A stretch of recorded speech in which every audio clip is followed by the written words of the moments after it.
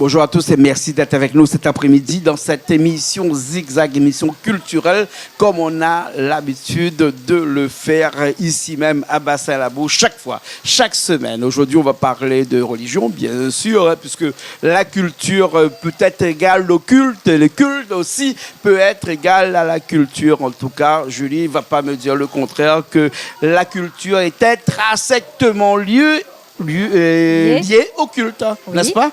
Comment sûr. ça va toi? Ben, ça va très bien, merci. Et en effet, c'est un plaisir aujourd'hui de partager cette émission qui est liée au culte, à la religion avec toi. Et pour cela, nous avons un spécialiste, que je dirais même un gourou. Et puis aussi, nous allons parler d'ashram, puisque l'ashram, après tout, c'est bien un organisme, c'est un lieu de culte, c'est un lieu qui est retiré dans la montagne, dans la nature. Et c'est dirigé par un gourou. D'où l'appellation gourou. Là, on veut dire que c'est un lieu dans la montagne, c'est un lieu dans la nature. Parce qu'on va parler d'un ashram à Saint-Louis, non? Maintenant, un petit coup le micro. Bonjour. Swami. Swami qui est avec nous aujourd'hui. Non, les compliqués, non, Swami compliqué, mais nous avons vu dans d'autres émissions que. On va dire appel à Swami. Oui, voilà. C'est ça. On va parler aujourd'hui de religion, on va parler d'ashram, comme a dit Julie, où on ne sera pas tout seul, parce que nous avons d'autres personnes qui vont intervenir dans un petit instant. Mais avant tout, Julie, si vous permettez, la première question que j'aurais aimé parler avec le Swami, qui est avec nous, qu'on a ce plaisir-là, c'est un ashram. Comme disait Julie, c'est quoi? C'est quelque chose qui est perdu dans la nature, c'est quelque chose qui est quoi? Un lieu de culte avant tout. C'est quoi un ashram? Alors, anciennement, les ashrams se trouvaient retirés dans la forêt, dans les montagnes, etc. Mais en fin de compte, depuis, moi, j'appartiens à l'ordre de Ramakrishna en Inde. Et dans cet ashram, on dispense un enseignement religieux, spirituel, mystique, etc. Et on nous enseigne aussi que le réel maître, celui qui peut vraiment transmettre ses expériences, un enseignement spirituel, ce n'est pas celui qui reste dans une caverne en dehors du monde. Pour comprendre la nature du monde, pour être capable de surmonter les problèmes du monde, pour comprendre ceux qui sont en face de vous et pouvoir leur parler, il faut être dans le monde en fin de compte. Réflexion philosophique, c'est un grand philosophe qui a sorti ça. On peut être dans le monde et avec le monde. Et les Indiens, ils ont bien compris ça. Comment on dit? Les Indiens, les Malbars, les Tamouls, les Hindous. Parce qu'à un moment donné, je suis perdu, moi, dans tout ça. Oui, alors donc, toi, tu dis que tu es cette nouvelle génération qui s'ouvre au monde, justement, et qui partage un monde moderne, ouvert sur la technologie. Mais du coup, comment expliques-tu le fait qu'auparavant, justement, il y a des sages, il y a des hommes qui vont s'isoler, qui vont aller dans ces montagnes, qui vont aller dans cette nature pour pouvoir se recueillir et être en harmonie avec Dieu. Et donc, cette nature, ce qu'on appelle le yoga, ce qu'on appelle quelque part l'éveil. Comment expliques-tu cela? Alors ça, c'est une recherche spirituelle, c'est une recherche personnelle et il y a un bénéfice personnel. Mais quand on est un maître qui doit transmettre un enseignement, mais on doit comprendre la nature de ce monde. Parce qu'on ne peut pas parler du monde, on ne peut pas parler des problèmes du monde à quelqu'un, on ne peut pas être à l'écoute et comprendre quelqu'un si nous-mêmes on n'a pas des expériences personnelles de l'environnement dans lequel vivent ces gens et nous-mêmes. Dans le monde. Donc avant de devenir un sage, excuse-moi, donc on est d'abord maître, enseignant et puis ensuite on monte dans ce haut de spiritualité?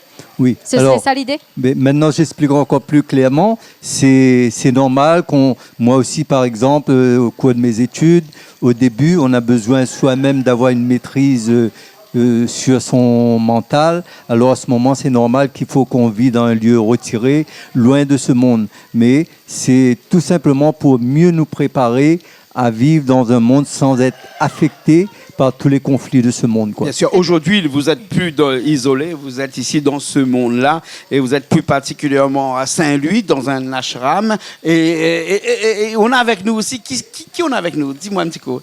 Ne pas mettre bien le micro devant la bouche. Daniel Lakshmi de l'ashram de Saint-Louis. Voilà. Comme il a dit, anciennement, les ashrams, c'était dans les montagnes, dans les forêts. Mais depuis peu de temps, on a fait ça dans les villes. Dans les villes et les villages. C'est pour que les enfants, les adultes, peu importe, viennent avoir un enseignement. Très bien. Et cet enseignement-là, c'est donné, lui, du côté religion et philosophie. Et moi, de mon côté, c'est les prières Oui. C'est plutôt Même bien le micro dans la bouche, quand on parle, il faut couper en temps, ou, hein? Sinon, ça, Richard va crier, là, ouais. moi, de mon côté, c'est Oui. plutôt les prières et puis les cours de tamoul. D'accord. Et puis, D'accord. voilà. Et puis, faire un petit peu de social pour les gens qui en ont besoin. Qui sont D'accord. dans Est-ce le que, besoin. dis-moi un petit coup, est-ce que l'ashram est à la religion tamoul ou sur l'hindouisme ce que l'Église est à la religion chrétienne? Non, l'ashram est là pour tout le monde, sans exception. On ne choisit pas, on vient. Si on veut être dedans après, on peut. reste. Mais si on veut aller dans le catholique aussi, mais c'est pas Non, mais interdit. est-ce que l'ashram, c'est un petit peu, en comparaison, un petit peu comme une église, hein? Oui, parce qu'il y a une grande salle de prière à côté. C'est là-dedans qu'on fait les petites cérémonies. Et après, il y a une partie maison D'accord. pour le swami, bien sûr. Et puis après, c'est des gens qui ont besoin d'une place. Est-ce que on peut considérer l'ashram comme un temple, hein? L'ashram, même non. Non, voilà, Mais il c'est y a ça une que salle je de voulais prière. savoir. Il ne faut pas confondre le temple avec l'ashram. D'accord. Parce que l'ashram, il y a sa salle de prière à côté. Et tandis que le temple, c'est autre chose. D'accord, d'accord. Tu n'es pas tout seul aussi parce qu'on a quelqu'un d'autre avec nous. Hein, parce que, Soavis, tu peux passer un petit coup le micro. On a qui avec nous? Fabio, Oui, de l'ashram aussi. Hein, bon, c'est l'ashram, récent depuis hein. un an. Voilà, juste parce qu'on faisait la comparaison tout à l'heure entre l'ashram, parce qu'on est un peu perdu dans tout ça. L'ashram, le temple, il y a vraiment une grande différence entre ces deux-là. Hein. L'ashram, c'est un lieu de prière. Mais on peut prier aussi dans le temple. Oui, tout à fait. Oui. Hein. Oui. Quelle différence entre les deux alors? L'ashram, on développe plus le côté connaissance, études. L'ashram est apparenté à une école, un lieu où on dit oui, c'est plus ça, oui. Voilà. Oui, voilà. Alors que dans le temple, c'est un lieu où on vient prier. Et dans, Oui, on vient et dans- prier, il y a les cérémonies. voilà. Voilà. Et Ouais. dans un ashram, on peut aussi être nourri, on peut aussi apprendre de la danse, on peut aussi se recueillir, Yoga. on peut aussi étudier, apprendre le tamoul par exemple. Donc c'est vraiment quelque chose, c'est un espace de vie, j'aimerais dire, c'est Tout à un fait, espace oui. d'échange. Oui, tout à Qui est fait. complètement différent au temple. Alors, hein? Alors Oui, peut-être il y que a le une Soali va nous différence, quand expliquer même. ça un petit peu mieux, parce que je pense que vraiment, il y a beaucoup de gens qui confondent l'ashram et le temple. Hein, Swami? Hein?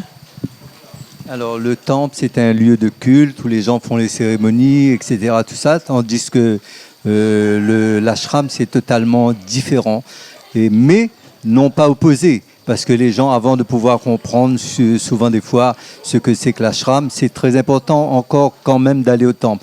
Le temple, c'est aussi un chemin philosophique que les gens, malheureusement, ils insistent beaucoup trop sur le côté rituel, mais ils ne voient pas le côté symbolique et philosophie. Le temple, c'est un cheminement vers l'ashram. Et l'ashram, c'est une école spirituelle, mais il ne faut pas que les gens veulent transformer un ashram en un temple, en un lieu de culte. Ouais, voilà. Parce que tout ce qui fait dans l'ashram, c'est symbolique en fin de compte. On fait des prières, mais les prières, on ne peut pas comparer à ce qui se passe dans le temple. Ça ne veut pas dire qu'on ne prie pas, mais on prie à un autre niveau en fin de compte, quoi.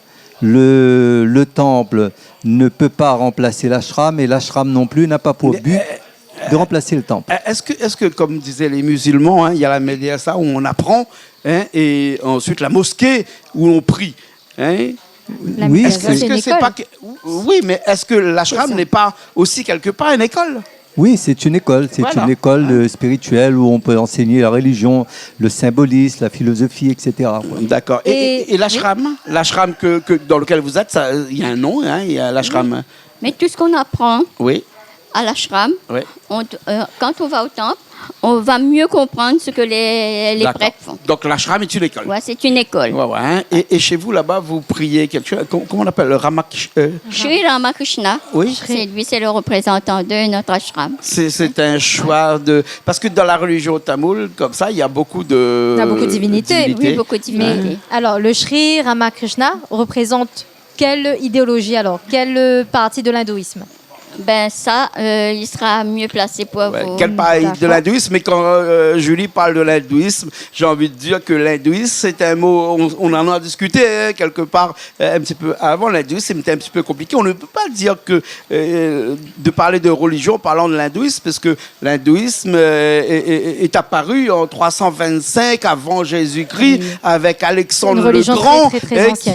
qui allait conquérir l'Inde, et en traversant ce fleuve qu'on appelle Sindis, et qu'on a appelé ensuite l'Indus actuellement, L'Indus, on a oui. dit que les habitants de l'autre côté, c'était des habitants qui sont hindous, parce que ils étaient de l'autre côté de ce fleuve-là, et comme dans cette période-là, on a voulu changer un petit peu ces religions. Toutes les gens aujourd'hui qui ne sont pas musulmans, qui ne sont pas chrétiens, ce sont des hindous. C'est complètement faux, non? Mais en fin de compte, tout ce qu'on peut dire, nous, c'est qu'en Inde, par exemple, le terme hindou, tamoul, ça a tout simplement ont été des termes qui ont été utilisés aussi à des fins politiques, en fin Tout de à compte. fait. Ouais. Parce que nous, aujourd'hui, quand on dit quelqu'un, on est hindou, ça veut dire pratiquant.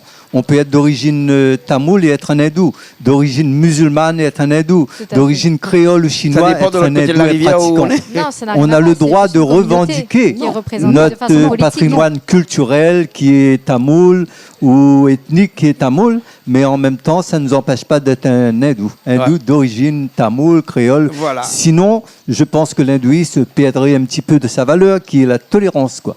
On est d'accord. Exactement. Alors, on va revenir sur cette école, hein, qui est cet ashram. Hein. Et- À chaque fois qu'il y a une chapelle, à chaque fois qu'il y a un temple, on est obligé d'avoir à côté un ashram.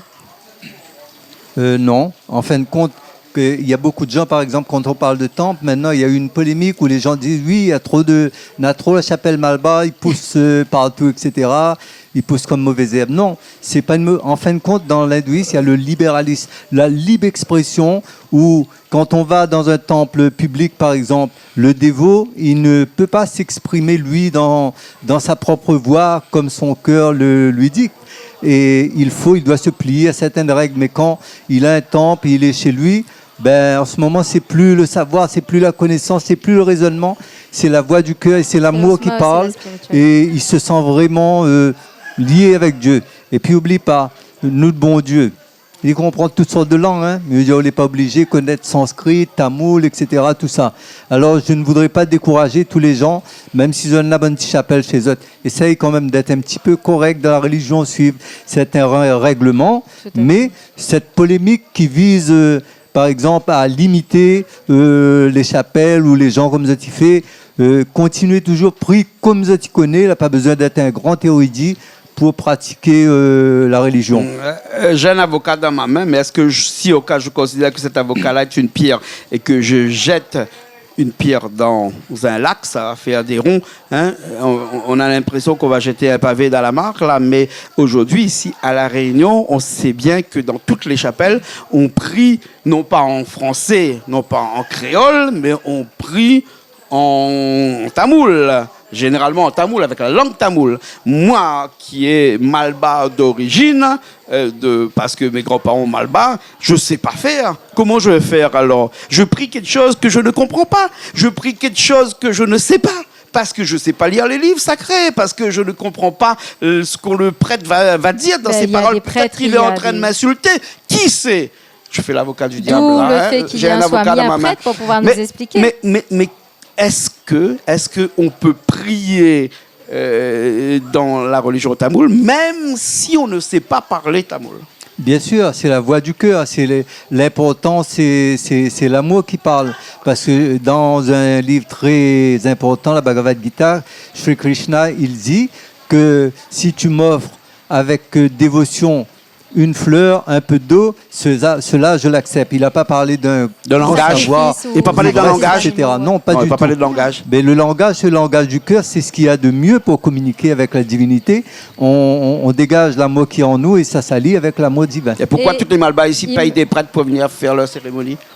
Pourquoi on paye des prêtres pour venir faire leur cérémonie, pour parler en tamoul? Parce qu'il paraît que ça rapproche plus près des dieux. Non, en fin de compte, quand on a un temple, excuse-moi, mais- quand nous avons un temple familial, que c'est nos ancêtres, notre famille a donné, le plus important, c'est que nous faisons nous-mêmes. Ouais. Maintenant. Parce que celui qui va faire ça, tout ça, ce n'est pas les mêmes sentiments, en fin de compte. Vous avez un sentiment de solidarité, d'amour, d'émotion qui remplit votre cœur. Je ne dis pas qu'il ne faut pas prendre les gens pour vous aider, mais ce qui a l'action le plus important, il faut que c'est vous qui êtes au cœur de l'action et non pas quelqu'un, même s'il connaît la religion 100 000 fois plus que vous. C'est pas le même sentiment.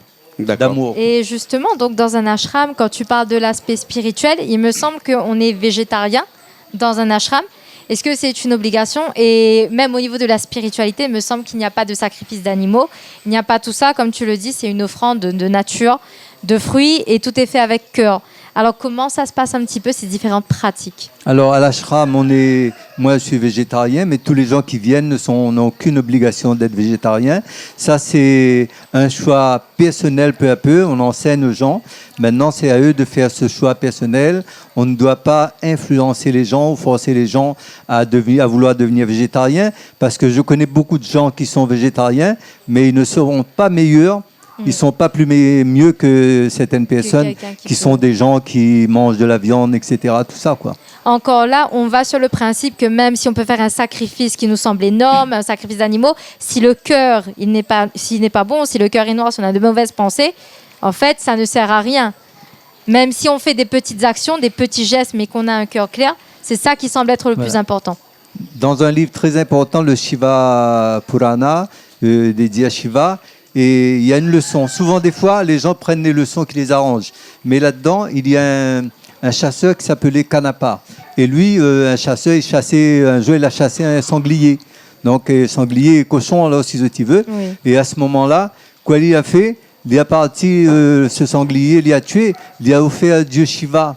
Ce sanglier, il a mis devant le Dieu Shiva. Est-ce qu'il a été puni? Parce qu'au contraire, il a fait ça avec tellement d'amour, tellement de dévotion, qu'il a reçu une bénédiction par la suite avec le Dieu Shiva. Alors ça montre qu'en fin de compte, quel que soit, même si nos pratiques sont différentes, que l'on soit végétarien, que l'on mange de la viande ou non, ce n'est pas ça qui est le plus important. Maintenant, c'est un choix personnel. Vous voulez ne plus manger, c'est tant mieux pour vous. D'accord, bien. Entre dans une chapelle là, actuellement ici à La Réunion, parce qu'on est à La Réunion, et donc du coup, lorsqu'on 1er janvier, on coupe 150 cabris. Il y a celui qui arrive avec le cabri, le bouc qui a coûté 1 000 euros, et puis l'autre bouc qui a coûté 5 000 euros. Là, lequel des deux va être plus proche de Dieu? Mais celui qui a beaucoup plus la foi, celui qui ne fait pas ça par orgueil, mais celui qui fait avec amour, celui qui ne se fait pas ça seulement pour se faire remarquer. Voilà, pour Dieu, pour les yeux. Mais on n'a pas l'impression qu'ici à La Réunion, bon, je ne veux pas jeter la pierre parce que maintenant il y a 15 avocats dans mon main, mais je ne veux pas jeter la pierre à toutes les malbas qui nous regardent, mais quelque part, est-ce que c'est pas un petit peu grossier d'aller couper un cabri qu'on a payé 5 000 euros alors qu'à côté, tout de suite après, hein, dans 2 minutes plus tard, il y a un autre qui arrive avec un autre cabri qui a coûté 1 000 euros, qui est beaucoup plus petit et qui a l'impression, heureusement que les hommes n'ont pas de queue, sinon il aurait mis sa queue entre les jambes parce qu'il a peur un petit peu, il a honte un petit peu, parce que celui qui est passé avant, lui, il a eu un cabri, un bouc qui a coûté 5 000 euros. Hein, tu sais, est-ce que tu as déjà fait un discours quand Monsieur le Président est passé, quand tu arrives en deuxième partie? Non, tu as honte là. Hein? C'est exactement comme ça, non? Quelquefois, c'est ça, cette religion-là, on se dit que c'est à celui qui va pouvoir dépenser le plus pour pouvoir faire honneur au Dieu. Est-ce que Dieu a besoin qu'on dépense plus pour lui? Mais ce genre de sentiment qu'ont les gens qui apportent un petit truc, tout ça, ce genre de sentiment, ça peut déclencher la foi. Pourquoi ils vont demander pardon, mon Dieu? Mais même que ça, même mon Dieu est encore plus content encore quand on est là, ce genre de sentiment, tout ça. Quoi. Donc, si on gagne plus, on peut donner plus. Un cabri à 5 000 euros. Si on ne gagne pas beaucoup, on peut donner un petit bouc à 1 000 euros. Ça ne veut rien dire, c'est selon ton cœur qu'importe. Tout est proportionnel, c'est-à-dire en fonction de la vie qu'on a sur cette terre. C'est l'attitude que vous avez, la foi que vous avez avec. Vous pouvez très bien venir et donner seulement un coq. Ou donner tout simplement un plateau de fleurs et de fruits. Et puis avoir la grâce de Dieu. C'est le sentiment avec lequel vous faites ça. Julie, j'ai compris, je ne jetterai pas mon avocat dans l'eau. Parce que j'ai compris que si on a des moyens, on peut se permettre de donner Et si on n'a pas de moyens, on donne un petit peu moins. Mais Dieu, celui qui est là-haut, il va comprendre. Si on a des moyens, on donne. Si on n'a pas de moyens, on donne pas.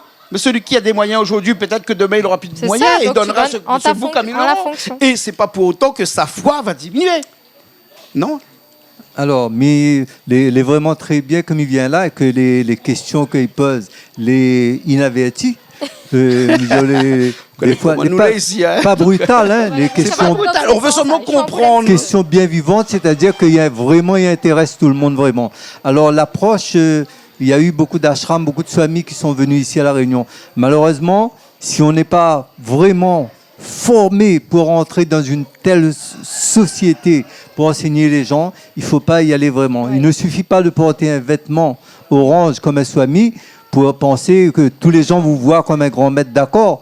Mais malheureusement, la pratique est tellement diversifiée qu'on peut faire, si on ne fait pas attention, même en tant que swami, faire beaucoup plus de mal autour de nous que de faire du bien. Oui. Et là, je sais très bien, les gens peuvent me montrer du doigt aujourd'hui en disant que quand j'agis comme ça, j'encourage les gens à faire plus de sacrifices. Ah ben non, c'est le choix de tous ces gens, c'est leur cœur. Bien Je sûr. préfère voir tous ces gens aller autant faire des sacrifices s'ils le veulent, mais être des gens bien, des gens croyants et des gens religieux, que de voir autre chose, quoi. Bien Donc je sûr. n'ai aucun sentiment de culpabilité. Ce que je dis me vient du cœur. Et je le dis en tant que swami parce que je représente une autorité spirituelle. C'est pas ma propre satisfaction que je recherche, mais tout simplement transmettre ce qui doit être transmis Bien sûr, aux autres, quoi. bien sûr. Hein. Et on sait bien que de tout ça, même celui qui donne un bouc à 5 000 euros et qu'un autre qui donne à 1 000 euros pour faire l'exemple, hein, que ce bien ou ce mal n'existe pas et que ce bien ou ce mal n'est que la conséquence de notre égoïsme et de notre hypocrisie et encore plus de nos mensonges. Hein. Je ne sais pas n'est-ce si pas? tu as vu le livre tome 4 des accords de Toltec. Il y en a le Parce que tome c'est 5. lui qui dit ça à l'intérieur. Hein, voilà. Le bien n'existe pas, le mal n'existe pas, ce n'est qu'une résultante de tout notre égoïsme hein, et de nos mensonges. Hein, Ah, dans oui. à soi-même sur cette terre-là. On passe notre temps à mentir à soi-même et quelquefois, quand on est habitué à se mentir à soi-même, à un moment donné, eh ben, ça devient tellement grave qu'on ment aussi à Dieu. Hein, et donc, c'est pour ça qu'on a tous ces dérapages et qui font que notre société devient de plus en plus mauvais. Hein. Et voilà, c'est pour ça. Et on est content de t'avoir aujourd'hui. Hein, Mais Swami. heureusement On est que le content karma de vous avoir existe. aussi parce que Alors- ça nous permet de développer aussi quelque part un petit peu de cette sagesse qu'on n'a plus en soi. Hein, qu'on a perdu au fil de toutes ces années-là. Alors, Swami, moi, il me parle justement du fait de mentir, du fait de se méprendre et qu'on change avec le temps, soit en bien, soit en mal. Mais donc, il y a un principe, c'est le karma. Que pensez-vous du karma? Alors, la loi du karma, c'est inévitable. En fin de compte, c'est la loi de la cause et de l'effet. De l'effet, bien Cause et sûr. Tout ce qui existe aujourd'hui, même si on ne comprend pas la nature de cette existence, on ne peut pas dire que ça n'existe pas. Si vous prenez un grain d'haricot, mettre dans la terre, où ça va pas demain avoir un pied pêche. Donc, il y a beaucoup de choses que je ne comprends pas. Mais alors, la loi du karma, c'est la base. Même si ça explique, en fin de compte, toutes les religions, toutes les existences, quoi. Personne ne peut vivre, ne peut exister sans la loi du karma. Oui. Et là, je ne parle pas seulement de l'Inde, mais c'est la théorie que l'Inde a exposée. Mais C'est c'est universel, universel, ça. voilà. Bien sûr. Bien sûr, bien sûr. On va faire un petit stop et on go après avec d'autres personnes qui vont arriver, qui vont nous rejoindre parce que Swami n'est pas seulement un diffuseur de bonnes paroles, mais aussi un artiste, un chanteur. Et on va le découvrir tout de suite dans un clip, là, tout de suite. Hein, je ne sais pas laquelle, mais Richard va nous le programmer. On revient dans un petit instant, tout de suite après. Allez, c'est parti. Voix du cœur, Pascal Bokikni, alias Swami, rend hommage aux héros du Téléthon.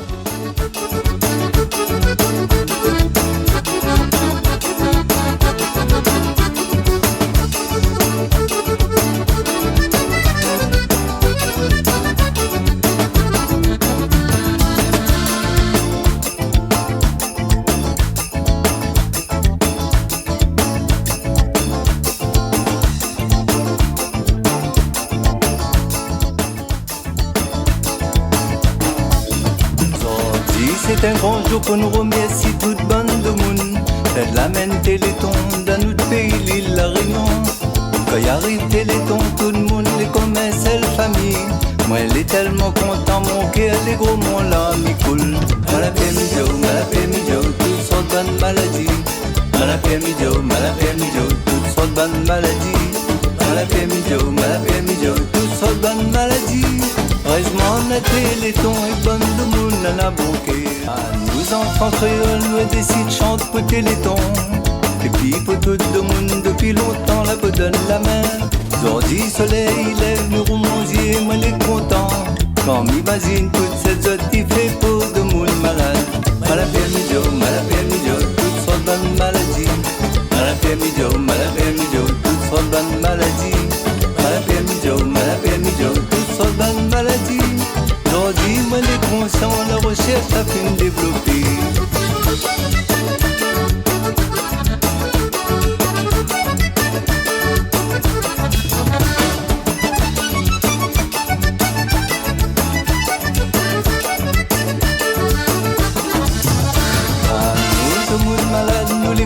Nous les filles tout seuls.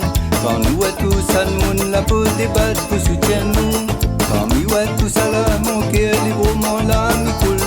Moi elle est tellement content mi oublie toute mon maladie. Malapiamidio, toutes sortes de bonnes maladies. Malapiamidio, toutes sortes de bonnes maladies. Malapiamidio, toutes sortes de bonnes maladies. Heureusement on a Téléthon et bonne de monde dans la banquée.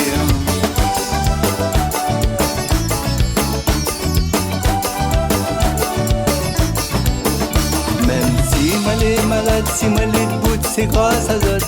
Malgré mon désespoir, Zot la balèze à moi tomber. À Zot, bonne de monde depuis longtemps, la peau sous batte. Ensemble avec Téléthon, vous Zot fait avance ta recherche. Malassé vivre dans la paix. Malassé vivre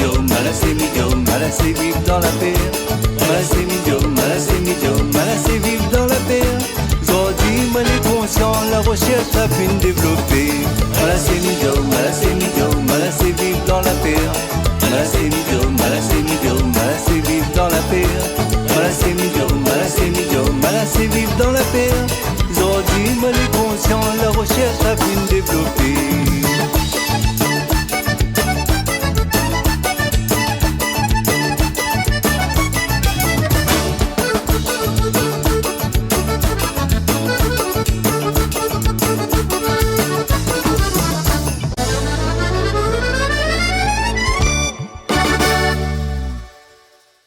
On est encore là, on est revenu après cette chanson du Swami ici. Je dis, on a qui comme invité encore à côté de nous là? Nous avons une autre membre de l'ashram. Radhika, bienvenue. Merci. Donc, tu m'as dit que tu vivais en métropole et que tu viens de temps en temps pour pouvoir œuvrer au sein de l'ashram de Saint-Louis. Oui, voilà, c'est ça. Donc, quelles sont tes principales activités au sein de l'ashram? Mes activités, c'est aider plutôt, participer à chaque fois que, comme la Swami, ces dernières années, prépare des galas de charité pour le Téléthon. D'accord. Donc, moi, particulièrement, j'aide à vendre les billets, les réservations et aussi la mise en place pour le restaurant, les enveloppes surprises. D'accord. Et on prépare tout ça pour le gala de charité. D'accord. Donc, parce que je viens toujours dans cette période-là. En général, je suis à La Réunion au mois de juillet jusqu'au mois de novembre. D'accord. De la période d'hiver austral ici. Et donc, quand je suis ici, j'en profite pour donner ma participation. Ça t'apporte quoi de faire partie d'un ashram comme ça? Personnellement, je veux dire. On va dire que depuis toute jeune, je viens à l'ashram depuis très très jeune, adolescente. Et là maintenant, j'ai une pathologie aussi, donc ça m'aide aussi spirituellement. Oui. Ça m'aide énormément, ça m'apporte beaucoup de force pour m'aider à surmonter surtout les douleurs que j'ai. Et prier Shri Ramakrishna, ça donne vraiment de la force. Et le courage. Et du courage, oui, pour avancer dans ma vie. Donc, je me rends compte des fois quand j'ai mal comme ça, prier, ça me fait du bien. Oui. Ça fait vraiment du bien. C'est pas comme aller dans un temple où il y a plein de monde, c'est plus bruyant, on n'arrive pas à se concentrer. Oui. Tandis qu'à l'ashram, on a la chambre de prière, la salle de prière. Et là, on est seul et on peut prier tranquillement sans être déconcentré. Oui. Et on se sent bien. Et on s'en sent très, très bien à l'ashram. La divinité se trouve dans le temple et non pas dans l'ashram. Donc, du coup, pas besoin d'avoir la divinité devant soi pour pouvoir prier. Voilà, c'est ça. On n'a pas besoin, c'est vrai, on n'a pas besoin d'avoir une photo ou une statue pour prier. Dieu, il est omniscient, omniprésent. Donc, on peut prier à n'importe quel moment, même si on est, comme je suis en métropole, même quand je suis chez moi.